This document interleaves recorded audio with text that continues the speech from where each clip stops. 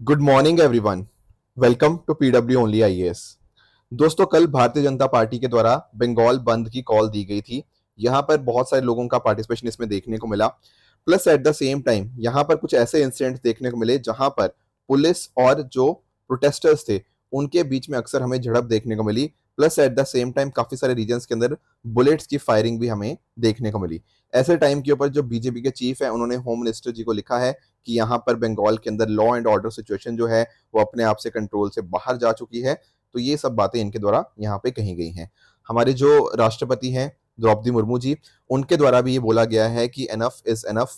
जो महिलाओं के ऊपर ये सब चीजें हो रही हैं ये अपने आप में बहुत ही खराब चीज है। And eight the same time हम एक्सपेक्ट करेंगे कि आने वाले समय के अंदर ये जो सीरीज ऑफ क्राइम्स महिलाओं के अगेंस्ट हो रहे हैं ना, ये बहुत जो कंसर्निंग मुद्दा है, इनको हम अब रोकें। ठीक है, इसके लिए यहाँ पे सबको मिलकर काम करना पड़ेगा ताकि ये जो महिलाओं के अगेंस्ट जो माइंडसेट एक तरह से काफी सारे लोगों का होता है ना, वो माइंडसेट को एक तरह से हम खत्म करें एंड डेफिनेटली एक अच्छी सोसाइटी हम यहाँ पे बना पाए। दोस्तों, डेट है आज की 29 अगस्त 2024 एंड आप सभी का स्वागत है आज के प्रीलिम बूस्टर न्यूज डिस्कशन के अंदर। एक इंपॉर्टेंट सूचना मैं आप सभी को देना चाहता हूं। आप में से बहुत सारे बच्चे ऐसे हैं जो प्रयागराज को बिलोंग करते हैं। तो देखो, जो ओनली आईएएस है अब उसका ऑफलाइन सेंटर प्रयागराज में भी ओपन होने जा रहा है। डेफिनेटली 3 सितंबर को आप जुड़ सकते हैं एक सेमिनार के अंदर। यहाँ पे 3 सितंबर को दोपहर 3 बजे आपको ये सेमिनार देखने को मिल जाएगा। यहाँ पर ये लोकेशन आपको देखने को मिल जाएगी। यहाँ पर ना नीचे डिस्क्रिप्शन के अंदर मैंने एक लिंक डाल दिया है जहां पर आप जाके इस पर्टिकुलर इवेंट के लिए अपने आप को रजिस्टर कर सकते हो। तो डेफिनेटली बहुत बहुत कॉन्ग्रेचुलेशन उन सभी स्टूडेंट्स को जो प्रयागराज को बिलोंग करते थे। राइट, अब डेफिनेटली आप यहाँ पर ऑफलाइन सेंटर में पढ़ पाओगे। नेक्स्ट दोस्तों टॉपिक डिस्कस करते हैं, दैट इज नैनो डीएपी। देखो, फर्टिलाइजर्स के बारे में आप सब लोग जानते ही होंगे। जैसे आप लोगों ने यूरिया के बारे में सुना होगा, उसी तरह से ना यूरिया में क्या होता है ना, यूरिया में दरअसल में होते तो सारे फर्टिलाइजर्स हैं पर आपका जो न्यूट्रिएंट है, बट नाइट्रोजन सबसे ज्यादा मात्रा में देखने को मिल जाता है। उसके अलावा फॉस्फोरस हो गया, पोटेशियम हो गया, ये सब आपको देखने को मिल जाते हैं। उसी तरह से और फर्टिलाइजर होते हैं जैसे आपका डीएपी हो गया, राइट, एमओपी हो गया। एमओपी आपका म्यूरेट ऑफ पोटैश होता है। इसमें भी सारे न्यूट्रिएंट्स होते हैं अलग अलग तरह के, पर जो पोटेशियम होता है वो ज्यादा मात्रा में देखने को मिल जाएगा। इन अ सेम मैनर जो आपका डीएपी है ये होता है आपका डाई अमोनियम फॉस्फेट। राइट, होते इसमें भी सारे हैं, बट जो फॉस्फोरस होता है उसकी मात्रा हमें ज्यादा देखने को मिलती है as compare to other nutrients. ठीक है, तो यानी कि फॉस्फोरस के लिए बहुत अच्छा ये आपको डीएपी न्यूट्रिएंट देख आपका फर्टिलाइजर देखने को मिलता है। अब एक्चुअल में ये जो डीएपी था ये आता था बड़े बड़े बैग्स के अंदर, बड़ी बड़ी जो बोरियां होती हैं उसके अंदर यहाँ पे यूटिलाइज किया जाता था। ठीक है, पर यहाँ पर ना 2 साल पहले लगभग क्या हुआ, इफ्को इफ्को के बारे में आप लोग जानते होंगे, Indian farmer fertiliser cooperative limited. ये एक तरह की कोऑपरेटिव है जो 1967 में फॉर्म करी गई थी, जिसके हेडक्वार्टर नई दिल्ली में देखने को मिलते हैं। तो यहाँ पर इंडियन कोऑपरेटिव्स के द्वारा इसको ओन किया जाता है और अपने आप में ये मल्टी स्टेट कोऑपरेटिव सोसाइटी है। यहाँ पर इफ्को ने पता क्या किया, इफ्को ने डीएपी का एक नैनो वर्जन डेवलप किया। नैनो टेक्नोलॉजी के माध्यम से ना इन्होंने क्या कर दिया, नैनो फर्टिलाइजर डेवलप किया जिसका नाम था नैनो डीओपी। एक्चुअली क्या होता है, जैसे 50 किलो का आप बोरी लेते हो डैप की, राइट, वर्सेस आप इसका एक बोतल ले लो 500 ml की, छोटी सी एक बोतल आती है 500 ml की, उसको आप यूटिलाइज करो। तो ऐसा माना जा रहा था कि लगभग ये ना वही रिजल्ट देगा जैसा एक 50 किलो की बोरी डालने पे रिजल्ट आता है। अब अगर हम बात करें 50 किलो की बोरी के अंदर, तो यहाँ पर उसके अंदर क्या आता था, 18% नाइट्रोजन और 46% आपको फॉस्फोरस देखने को मिलता था। पर ये अगर हम एक बॉटल की बात करें नैनो डीओपी की, तो यहाँ पर आपको 8% नाइट्रोजन और 16% फॉस्फोरस था। तो डेफिनेटली थोड़ा कंटेंट इसमें कम था फॉस्फोरस का, पर ऐसा माना जा रहा था कि क्योंकि ये नैनो टेक्नोलॉजी के माध्यम से बना हुआ है, ये ज्यादा बेहतर तरीके से अपनी मिट्टी तक पहुंच पाएगा, तो यील्ड सिमिलर होनी चाहिए। और जो इसकी कॉस्ट थी वो भी अपने आप में बहुत सस्ती थी, क्योंकि एक 50 किलो की जो बोरी थी वो 1350 रुपए की थी और जो 500 ml वाली बोतल थी ये 600 रुपए की थी। तो ऐसा माना जा रहा था कि एक तो कॉस्ट भी कम हो जाएगी किसानों के लिए, प्लस उनको कैरी करना भी बहुत आसान है, क्योंकि एक 50 किलो की बोरी कैरी करना वर्सेस 500 ml की बोतल कैरी करना बहुत फर्क हो जाता है, राइट। और नैनो टेक्नोलॉजी से माध्यम से बना है तो डेफिनेटली यूटिलाइजेशन अच्छे से हो पाएगा। ये फोकस था इस चीज का। ठीक है, कि बेनिफिट डेफिनेटली सबको यहाँ पे देखने को मिल जाएंगे। सरकार का भी एनुअल सब्सिडी बिल जो होगा बचेगा। इसके लिए यहाँ पे गुजरात के अंदर कलोल और कांडला और आपका ओडिशा के अंदर पारादीप है, यहाँ पर मैन्युफैक्चरिंग फैसिलिटी सेटअप करी गई थी। और जैसे जैसे इसको यूज होता अकॉर्डिंगली यहाँ पर इफ्को को यहाँ पे फायदा होता, क्योंकि इफ्को को यहाँ पे 20 साल का पेटेंट मिला हुआ था कि इफ्को ही डेवलप करेगा इसको। ठीक है, ये सब तो इसका डेवलपमेंट का प्रोसीजर हो गया, पर अब पता क्या हुआ है, 2 साल के एक्सपेरिमेंट करने के बाद हमें ये पता लगा है कि यहाँ पर ना अगर हम यूज करते हैं नैनो डीएपी, इसके वजह से जो आपकी वीट की यील्ड है ना वो कम हो जाती है। एक्सपेरिमेंट के अंदर ये देखा गया कि अगर हम बात करें जहां पर नैनो डीओपी का इस्तेमाल किया गया वहां पर प्लांट की जो हाइट थी वो कम देखने को मिली, प्लांट के अंदर जो न्यूट्रिएंट कंटेंट था वीट ग्रेन के अंदर वो कम था, और जो प्रोटीन की प्रोडक्शन थी वो भी कम थी। तो ये बहुत बड़ी दिक्कत हमारे सामने आ चुकी है कि हमने नैनो डीएपी बना तो लिया पर इससे वो आउटपुट आ ही नहीं रहा जो हमने एक्सपेक्ट किया था। यील्ड कम हो चुकी है, प्रोडक्शन कम हो चुकी है, प्लांट ग्रोथ कम हो चुकी है, तो किसान आखिर इसको क्यों ही यूज करेंगे। हाँ वी अग्री सस्ता है, पर अगर आउटपुट ही नहीं आ रहा तो that is a very questionable thing. तो डेफिनेटली इसमें बहुत सारी चेंजेस की रिक्वायरमेंट होगी। जैसे आप नोटिस कर पाओगे ना, total plant Uptake of nitrogen phosphorus काफी ज्यादा कम देखने को मिला है, लगभग आप कंपैरिजन करोगे तो 30-40% कमी यहाँ पे देखने को मिली है। तो ये बहुत बड़ा कंसर्निंग मुद्दा आ चुका है। उम्मीद ये रहेगी इफ्को कुछ नया यहाँ पे डेवलप करेगा जो कि किसानों के लिए मददगार भी होगा, उनकी कॉस्ट भी कम कराएगा, but at the same time yield और प्लांट ग्रोथ को इम्पैक्ट नहीं होने देगा। बाकी देखो डीएपी की बात करें तो डेफिनेटली यूरिया के बाद ना सेकंड मोस्ट जो यूज फर्टिलाइजर है भारत के अंदर वो आपका डीएपी ही है। सोइंग के समय के ऊपर या फिर उससे जस्ट पहले इसको यहाँ पे डाला जाता है। फॉस्फोरस के अंदर आपको ये रिच देखने को मिल जाएगा। यहाँ पर जो रेगुलर डीएपी है इसमें 40% फॉस्फोरस, 18% आपको नाइट्रोजन देखने को मिल जाता है। तो ये सारी बातें आपको यहाँ पे इसके बारे में पता होनी चाहिए। अगले टॉपिक की तरफ चलते हैं, that is 8th Dharma Dhamma conference. Sir क्या मीनिंग है इस चीज का? देखो धर्म आप वर्ड सुनते हो, धर्म वर्ड जब हम सुनते हैं ना तो हमें हिंदुइज्म की याद आती है। जब हम वर्ड सुनते हैं धम्मा की, धम्मा से हमें बुद्धिज्म की याद आ जाती है, राइट। तो एक्चुअल में क्या है ना, यहाँ पर ये जो कॉन्फ्रेंस करी जाती है ये दोनों धर्मों के बीच में, हिंदुइज्म और बुद्धिज्म, इन दोनों के बीच में आइडेंटिटी को यहाँ पर लेकर आता है, इनके व्यू पॉइंट्स को साथ में लेकर आता है। एक धर्म दूसरे धर्म से क्या सीख सकता है, दोनों ट्रेडिशन एक दूसरे से साथ क्या इंटरचेंज हो सकते हैं, क्या आपस में यूनिटी और अंडरस्टैंडिंग को हम कैसे प्रमोट कर सकते हैं इन पर्टिकुलर एंशिएंट सिविलाइजेशन के माध्यम से, यही होता है धर्म और धम्मा कॉन्फ्रेंस के अंदर, राइट। अभी जो मैं बात करूं 8th धर्म धम्मा कॉन्फ्रेंस जो थी ये अभी रिसेंटली हेल्ड करी गई गुजरात यूनिवर्सिटी के द्वारा इन अहमदाबाद। पिछले सालों के अंदर हम बात करें सांची यूनिवर्सिटी हो गया, नालंदा यूनिवर्सिटी, इन्होंने भी इस तरह की कॉन्फ्रेंसेस को होल्ड किया है। यहाँ पर बहुत सारी अलग अलग लीडर्स आते हैं, religious leader, political leader, thought leaders, जो इसके ट्रेडिशंस के बारे में बात करते हैं। प्लस साथ ही साथ किस तरह से जो नया वर्ल्ड ऑर्डर है वहां पर हमारी जो एंशिएंट नॉलेज है वो कैसे दोनों ट्रेडिशन से काम आ सकती है, इसके बारे में भी डिस्कशन होती है। तो यहाँ पर इस बार की जो थीम थी that is cosmology in dharma and dhamma. तो एक बेसिक आइडिया था धर्मा धम्मा कॉन्फ्रेंस के बारे में जो आपको यहाँ पे पता होना चाहिए। अलग अलग पॉलिटिकल लीडर्स और हमारे जो डिग्नेटरीज आते हैं, जैसे इस बार जो हमारे वाइस प्रेसिडेंट है वो भी डेफिनेटली यहाँ पे एक डिग्नेटरी तरह गए थे। नेक्स्ट दोस्तों हमारा टॉपिक है योलो जनरेशन के बारे में। अब आप सुनेंगे सर हम तो इसको बारे में जानते हैं, हाँ बिल्कुल जानते होंगे, पर थोड़ा सा इसको ना मैं थोड़ा और भी इसके एंगल्स आपको एक्सप्लेन करने की कोशिश करता हूँ। देखो जैसे ना इस बार भी यूपीएससी ने प्रीलिम्स में एक सवाल पूछा था कि कौन कौन सी ऐसी कंट्रीज हैं जहां पर पॉपुलेशन डिक्लाइन होती हुई देखने को मिलती है ना। इस बड़ा करा होगा ना आप लोगों ने क्वेश्चन, राइट। तो यहाँ पर मैं आपको ना एग्जाम्पल देना चाहता हूँ साउथ कोरिया का, ठीक है। अब अगर ना आज के समय हम साउथ कोरिया की देखें हालत with regards to their population, तो साउथ कोरिया में बहुत बड़ा कंसर्न चल रहा है। क्यों? क्योंकि इनकी पॉपुलेशन मैसिव लेवल पे डिक्रीज हो रही है।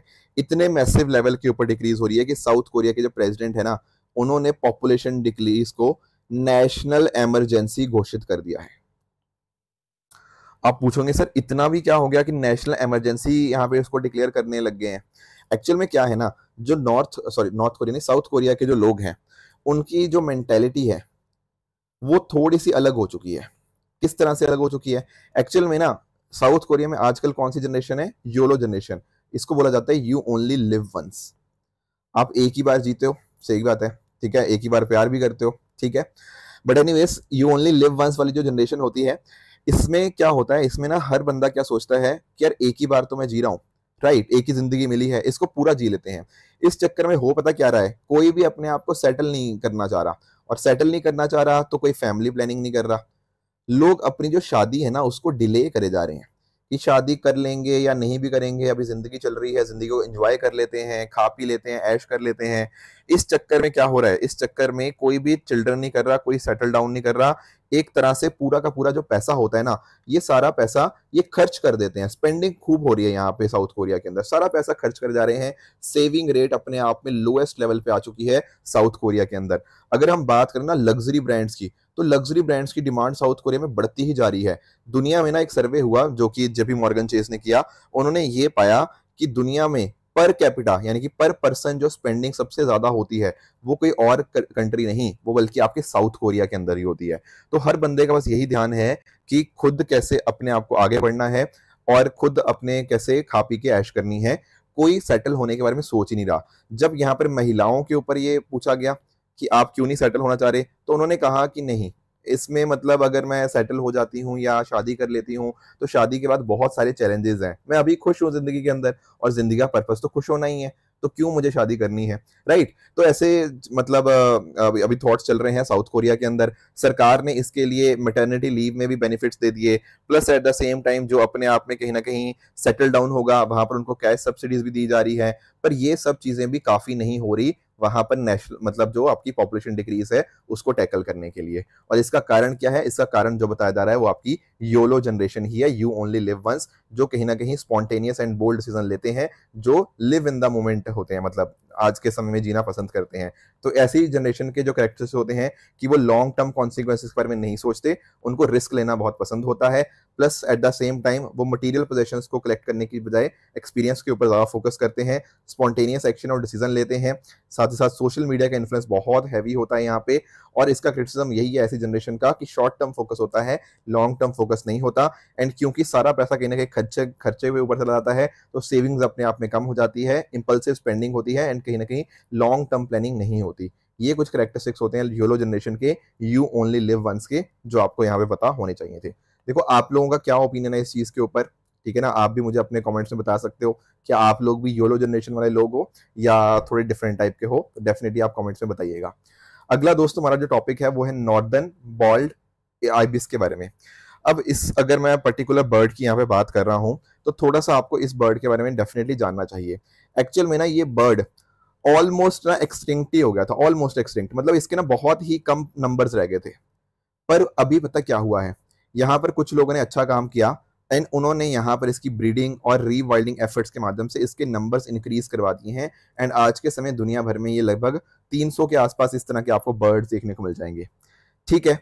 अब इसी वजह से हुआ दरअसल में ये है कि पहले इसका जो IUCN स्टेटस था ना वो क्रिटिकली इंडेंजर्ड हुआ करता था, पर क्योंकि हमने अच्छे एफर्ट्स दिखाए हैं, कुछ लोगों ने बहुत बढ़िया काम किया है इसको वापस से इनकी पॉपुलेशन को इंक्रीज करने के लिए, आज के समय द करंट IUCN स्टेटस इनका चेंज कर दिया गया है। तो करंट IUCN स्टेटस इनका क्या है, एंडेंजर्ड। तो आपको ध्यान क्या रखना, आपको ध्यान रखना है आज के समय इनका IUCN स्टेटस आपको एंडेंजर्ड देखने को मिल जाएगा। अब थोड़ा सा इनके बारे में आप जानने की कोशिश कर सकते हो। ये आपको सेमी एरिड स्टेपी रीजन्स के अंदर देखने को मिल जाएंगे, ठीक है, डेजर्ट्स वाले रीजन्स के अंदर भी, सेमी एरिड डेजर्ट्स के। ये ना कहीं कॉलोनीज में रहते हैं। कॉलोनीज में रहने का मतलब कि यहाँ पे इनको अकेले रहना पसंद नहीं होता, आपको बड़े बड़े ग्रुप्स के अंदर आपको देखने को मिल जाएंगे। तो ये काफी social and social behaviour exhibit करने वाले आपको देखने को मिल जाते हैं। साथ ही साथ ये ना मोनोगेमस होते हैं। देखो मोनोगेमस का मतलब हम लोग शादियों के साथ अक्सर लिंक करते हैं, मतलब जिस इंसान ने एक शादी करी हो उसको हम बोलते हैं मोनोगेमस। पर यहाँ पर हम बात करते हैं monogamy in terms of their sexual activity, कि यानी कि ना जिसके साथ मतलब ये बच्चे पैदा करना चाहते हैं तो वो एक पर्टिकुलर सीजन के अंदर वो एक ही पर्सन के साथ होता है। Are you getting the point? जो ब्रीडिंग पार्टनरशिप होती है ना वो हर सीजन चेंज नहीं होती, हो सकता है मल्टीपल सीजन्स के बाद चेंज हो जाए, पर ऐसा नहीं होता कि एक समय के ऊपर इनके मल्टीपल पार्टनर्स होंगे, नहीं, एक समय के ऊपर इनका एक ही पार्टनर होता है। साथ ही साथ अगर जो फीमेल होती है वो 2 से 4 अंडे यहाँ पे ले करती है एंड दोनों के दोनों पार्टनर्स यहाँ पे एक्टिवली इन्वॉल्व होते हैं नेस्ट को बिल्ड करने के अंदर। एंड एक तरह से जो अंडे होते हैं ना, अंडे के ऊपर आप जानते हो पक्षी बैठते हैं, तो अंडों की रखवाली करना, अंडों के ऊपर बैठना, वो दोनों मेल भी और फीमेल दोनों के दोनों यहाँ पे उसमें पार्टिसिपेट करते हैं। इसके साथ ही साथ अगर आप नोटिस करो इनके यहाँ पे आप थोड़ा पिक्चर में इमेजिन भी कर सकते हो, यहाँ पे इनके जो फेदर्स है ना, इनके फेदर्स आपको थोड़े रंग बिरंगे देखने को मिल जाएंगे, कुछ ग्रीनिश लेयर आपको ब्लैक के ऊपर देखने को मिल जाती है। इनका जो हेड होता है स्टार्टिंग में वो आपको बॉल्ड देखने को मिल जाएगा, रेड कलर का हेड आपको देखने को मिल जाएगा, और जो पीक होती है वो लॉन्ग पीक देखने को मिल जाती है जिसमें कर्व भी आपको देखने को मिल जाता है। साथ में अगर हम बात करें तो मेजरली आपको सेंट्रल यूरोप के अंदर आपको देखने को मिलते हैं। और आज के समय आपको नॉर्थ अफ्रीका और अरेबियन पेनिसुला में भी आपको थोड़े देखने को मिल जाएंगे। और ये फीड करते हैं इंसेक्ट लार्वे, अर्थवर्म और बाकी इनवर्टिब्रेट्स के ऊपर। तो ये कुछ पॉइंटर्स थे जो आपको यहाँ पे पता होने चाहिए। IUCN स्टेटस डेफिनेटली ध्यान में रखना, आज के समय इनका IUCN स्टेटस एंडेंजर्ड देखने को मिल जाएगा। अगला दोस्तों टॉपिक है 5 न्यू डिस्ट्रिक्ट्स फॉर लद्दाख। ये कुछ दिन पुरानी न्यूज़ है, ठीक है ना, पहले सोचा था शायद मेंस में कवर होगी, बट यहाँ पर हम कवर कर लेते हैं इस चीज़ को। एक्चुअल में क्या है, हमारे जो होम मिनिस्टर अमित शाह जी, इन्होंने यहाँ पे बोला है कि सेंट्रल गवर्नमेंट 5 नए डिस्ट्रिक्ट्स क्रिएट करने जा रहा है लद्दाख के अंदर। ये 5 डिस्ट्रिक्ट्स कौन से होंगे? जास्कर, द्रास, शाम, नुब्रा एंड चांगथांग, ठीक है। तो यहाँ पर प्रोसेस आप समझिएगा। यहाँ पर मिनिस्ट्री ऑफ होम अफेयर्स ने ना लद्दाख एडमिनिस्ट्रेशन को बोला है कि आप एक कमेटी बनाइए। ये कमेटी पता क्या करेगी? ये कमेटी अलग अलग काम करेगी। जैसे आपका नए डिस्ट्रिक्ट्स के अंदर हेडक्वार्टर्स कहाँ पे होंगे, उनकी बाउंड्रीज क्या होंगी, स्ट्रक्चर, पोस्ट वगैरह क्या चाहिए होंगी वहां पे, राइट, ये सारा काम ये कमेटी करेगी। फिर अकॉर्डिंगली 3 महीने के अंदर अंदर यहाँ पर वो अपनी रिपोर्ट यहाँ पे सबमिट करेंगे। एक बार रिपोर्ट आ जाएगी उस कमेटी की, तो कहीं ना कहीं जो फाइनल प्रपोजल होगा वो यूनियन होम मिनिस्ट्री के पास जाएगा एंड अकॉर्डिंगली उसके ऊपर वो एक्ट करके 5 नए डिस्ट्रिक्ट्स अकॉर्डिंगली वर्क करना स्टार्ट कर देंगे। तो यहाँ पर ना अच्छी बात ये होगी कि जो 5 डिस्ट्रिक्ट जो बन रहे हैं, इससे कहीं ना जो हम बात करते हैं ना डेमोक्रेटिक डिसेंट्रलाइजेशन की, वो कहीं ना कहीं उसमें मददगार हो पाएगा। एक्चुअल में क्या है ना, अगर मैं बात करूं आपके लद्दाख की, तो लद्दाख ना अपने आप में बहुत बड़ी आपको यूनियन टेरिटरी देखने को मिल जाएगी। मैं यहाँ पे पॉपुलेशन की बात नहीं कर रहा, मैं बात कर रहा हूँ एरिया की, क्योंकि आप नोटिस करो ना बहुत बड़ा ये एरिया कहीं ना कहीं लद्दाख के अंदर होता है और कहीं ना कहीं फिर लोगों तक पहुंचना बहुत ज्यादा मुश्किल हो जाता है, राइट। तो इस केस में जब नए एरियाज बनेंगे, जब नए डिस्ट्रिक्ट्स बनेंगे, उससे जो इनएक्सेसिबल एरियाज हैं, जो लोग हैं ग्रास रूट्स लेवल तक, वहां तक पहुंचना थोड़ा आसान हो जाएगा। एंड साथ ही साथ सरकार की जो वेलफेयर स्कीम थी, तो सेंट्रल गवर्नमेंट और जो लद्दाख एडमिनिस्ट्रेशन की स्कीम्स होंगी वो सारी लोगों तक अकॉर्डिंगली पहुंच पाएंगी। तो सर्विसेज एंड जो आपकी अपॉर्चुनिटीज हैं वो लोगों तक पहुंच पाएंगी, लोगों की ज्यादा क्लोज हो पाएंगी एंड कहीं ना कहीं उसको मैक्सिव लेवल के ऊपर अटेंशन भी मिल पाएगा। तो ये बात भी आप ध्यान में रखिएगा।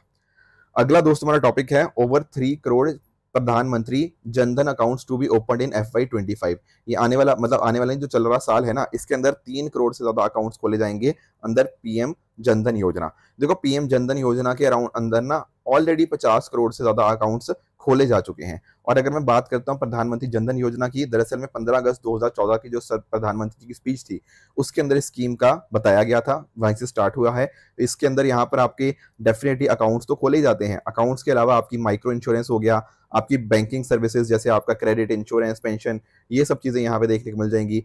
इसके साथ साथ यहाँ पर फाइनेंशियल लिटरेसी भी इसके अंदर इंक्लूडेड है एंड बाकी अनऑर्गेनाइज सेक्टर के लिए जो पेंशन स्कीम्स हैं वो भी सारी यहाँ पे आपको देखने को मिल जाती हैं। तो ओवरऑल पिछले 10 साल के अंदर 50 करोड़ से भी ज्यादा अकाउंट्स यहाँ पे खोले जा चुके हैं और एक तरह से सब लोगों को financial inclusion and financial service देने का जो सपना है उसके हम काफी करीब पहुंच चुके हैं। अफोर्डेबल कॉस्ट के अंदर ये सारी चीजें मिल जाती हैं, टेक्नोलॉजी का माध्यम से लोअर कॉस्ट एंड रीच उसकी यहाँ पे बढ़ाई गई है।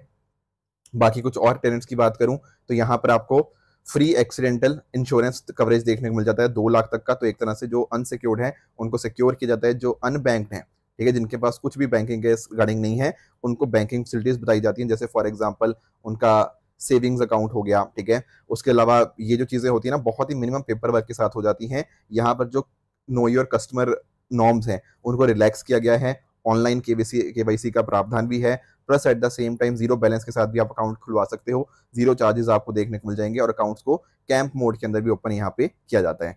Plus at the same time जो अनफंडेड है जैसे आपका माइक्रो इंश्योरेंस हो गया, ये सब प्रोडक्ट्स हो गया, ओवरड्राफ्ट आपको यहाँ पे प्रोवाइड किया जाता है, माइक्रो पेंशन हो गया, माइक्रो क्रेडिट, ये सारे अलग अलग फीचर्स आपको इस स्कीम के देखने को मिल जाते हैं। बाकी देखो definitely no minimum balance charges, no account opening charges, no account maintenance charges, ये सारे बेहतर चीजें हैं जो आपके जनधन योजना के अंतर्गत देखने को मिल जाती हैं। दोस्तों ये थी आज की डिस्कशन। आप चल लेते हैं अपने PYQs की तरफ। पहला क्वेश्चन आपका रहेगा attorney general and solicitor general के रिगार्डिंग, इसका आंसर आप मुझे बताइएगा। यूपीएससी ने 2022 में ये क्वेश्चन पूछा था। एक क्वेश्चन मैं आपको आज और होमवर्क दे रहा हूँ, वो है विद रिगार्ड्स टू पंचायत, इसका आंसर भी आप मुझे कमेंट्स में बता सकते हो। राइट, कल मैंने एक क्वेश्चन दिया था, ये देखने में थोड़ा टफ क्वेश्चन है टू बी वेरी ऑनेस्ट, और है भी इनफैक्ट टफ। अगर आपको डिटेल में अगर आपको नहीं बताना तो शायद ये क्वेश्चन करना थोड़ा सा मुश्किल हो जाएगा। यहाँ पर पहला स्टेटमेंट कह रहा है कि भारत में सेम पर्सन को 2 स्टेट्स या 2 से ज्यादा स्टेट्स का गवर्नर एक टाइम के ऊपर नहीं अपॉइंट किया जा सकता। ये स्टेटमेंट गलत है। देखो बहुत सारे ऐसे एरियाज हैं, अगर आपने पंजाब और हरियाणा का अगर आपने पहले सुना हुआ होगा, वहां पर सेम गवर्नर ने काफी लंबे टाइम तक काम किया हुआ है, राइट। तो ऐसा बिल्कुल भी नहीं है कि एक गवर्नर एक ही स्टेट को यहाँ पे देखते हैं, नहीं, मल्टीपल स्टेट्स का एक गवर्नर हो सकता है, कोई डाउट की बात नहीं है। पहला स्टेटमेंट आपका गलत स्टेटमेंट है।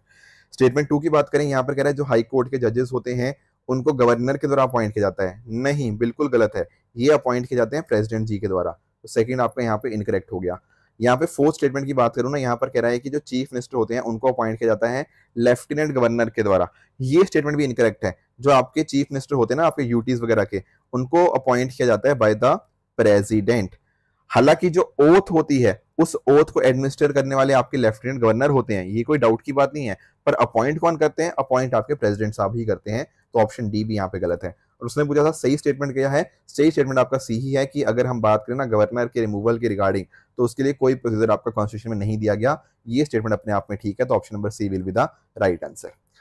कल एक और क्वेश्चन दिया था मैंने आपको, यहाँ पर मैंने आपको अलग अलग कमीशन के बारे में पूछा था। तो यहाँ पर दरअसल में दिया गया है कि गवर्नर जो होना चाहिए वो एक एमिनेंट पर्सन होना चाहिए from the outside the state, state के बाहर से होना चाहिए, एंड कहीं ना कहीं डिटैच फिगर होना चाहिए जिसका कोई पॉलिटिकल लिंक्स नहीं होने चाहिए। ये दरअसल में जो रिकमेंडेशन दी गई थी, ये सरकारिया कमीशन की बहुत बहुत इंपॉर्टेंट रिकमेंडेशन थी। तो ये बात आपको पता होनी चाहिए। बाकियों का भी आप देख सकते हो, जैसे आपके फर्स्ट एआरसी ने भी बहुत सारी रिकमेंडेशन दी, पर इनकी जो एक रिकमेंडेशन ये थी कि जिस पर्सन का लंबा एक्सपीरियंस रहा हो पब्लिक लाइफ के अंदर एंड जो नॉन पार्टीसन एटीट्यूड हो, उसको गवर्नर लगाना चाहिए। राजमन्नार कमेटी 1969, इन्होंने यहाँ पर ये बोला कि ये जो आपने लिखा हुआ है ना कि आप ये जो प्रोविजन देखते हो कि स्टेट मिनिस्ट्री जो होगी वो ऑफिस होल्ड करेगी during the pleasure of governor, इस पर्टिकुलर प्रोविजन को हटा देना चाहिए। बात करें एनसीआरडब्ल्यूसी की, इसने तो बहुत सारी देखो रिकमेंडेशन दी है, इसको आपको पता भी होना चाहिए, आप इसको कोट कर सकते हो अपने मेंस के एग्जाम में। यहाँ पर इन्होंने बोला था कि जो प्रेसिडेंट जब अपॉइंट करेंगे ना किसी स्टेट के गवर्नर को, वो चीफ मिनिस्टर के कंसल्टेशन के बाद ही करें। तो ये एनसीआरडब्ल्यूसी की यहाँ पे रिकमेंडेशन थी। तो डेफिनेटली इन रिकमेंडेशंस का आपको पता होना जरूरी है। प्रीलिम्स के अंदर भी क्वेश्चन आ जाते हैं, पर मेंस के अंदर जब आप अपने आंसर्स या वे फॉरवर्ड को डालते हो ना, वहां पर इन कमीशंस का या इन एनसीआरडब्ल्यूसी का अपन मेंशन करते हो, तो डेफिनेटली आपको एडिशनल पॉइंट्स यहाँ पे देखने को मिल जाएंगे। ट्रू फॉल्स के कुछ स्टेटमेंट्स है, इनको एक बार ट्राई कीजिएगा, मुझे कमेंट्स में बता सकते हो इनका आंसर भी। और जो कल मैंने होमवर्क दिया था, एक था यूएलपी के बारे में, तो डेफिनेटली यूएलपी के बारे में ये स्टेटमेंट बिल्कुल करेक्ट है। सबीना शोल की बात करें तो एशियन ओशियानिक कोरल अटोल ही देखने को मिल जाएगा, ये भी अपने आप में बिल्कुल करेक्ट स्टेटमेंट हो जाएगा। विज्ञान धारा स्कीम की बात करें तो दरअसल में ये सेंट्रल सेक्टर स्कीम आपको देखने को मिलती है, तो इसलिए ये स्टेटमेंट आपका इनकरेक्ट हो जाएगा। तो दोस्तों ये थी आज की डिस्कशन। इसी तरह से आप भी अपने एंड पे हार्डवर्क करते रहिए। Thank you so much for joining. All the very best.